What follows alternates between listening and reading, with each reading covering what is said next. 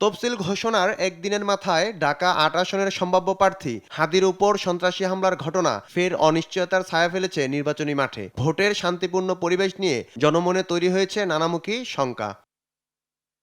এমন পরিস্থিতিতে রোববার বিকেলে প্রধান নির্বাচন কমিশনারের নেতৃত্বে পুরো কমিশন বৈঠকে বসে স্বরাষ্ট্র সচিব, আইজিবি সহ আইনশৃঙ্খলা বাহিনীর শীর্ষ কর্মকর্তাদের সঙ্গে। প্রায় ২ ঘন্টার বৈঠক শেষে গণমাধ্যমের সঙ্গে কথা বলেন ইসি আবুল ফজল মোহাম্মদ সানাউল্লাহ। জানান, হাদির উপর হামলার ঘটনা বিচ্ছিন্ন নাকি বড় কোনো পরিকল্পনার অংশ সে বিষয়টি পর্যালোচনা করছে আইনশৃঙ্খলা বাহিনী। সংশ্লিষ্ট বাহিনীগুলোর অতীতে তার এই পরিকল্পনা পর্যায়ে কোনো কিছু করার অবকাশ ছিল কিনা, বা সে যে এখান থেকে ঘটনাটা ঘটিয়ে পালিয়ে গেল।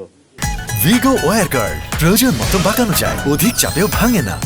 ভিগো, সেখানে আমাদের কোনো ফেলিওর আছে কিনা, এই সব বিষয় নিয়ে আলোচনা হয়েছে। সামনের দিনে এ ধরনের চোরাগুপ্তা হামলা আরও হতে পারে জানিয়ে ইসি সানাউল্লাহ বলেন, নাশকতা মোকাবেলায় সর্বোচ্চ সতর্ক অবস্থানে আইনশৃঙ্খলা বাহিনী। নির্বাচন নিয়ে কোনো শঙ্কা নেই বলে জানান তিনি।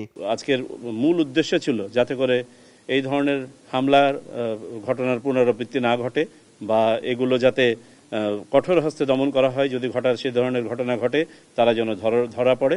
যারাই এই নির্বাচনকে বানচাল করার, প্রতিহত করার বা ক্ষতিগ্রস্ত করার কোনো চেষ্টা করবেন তারা ব্যর্থ হবেন, এবং যেখানে যতটুকু দৃঢ় হওয়া প্রয়োজন সকল বাহিনী ততটুকু দৃঢ় হবে।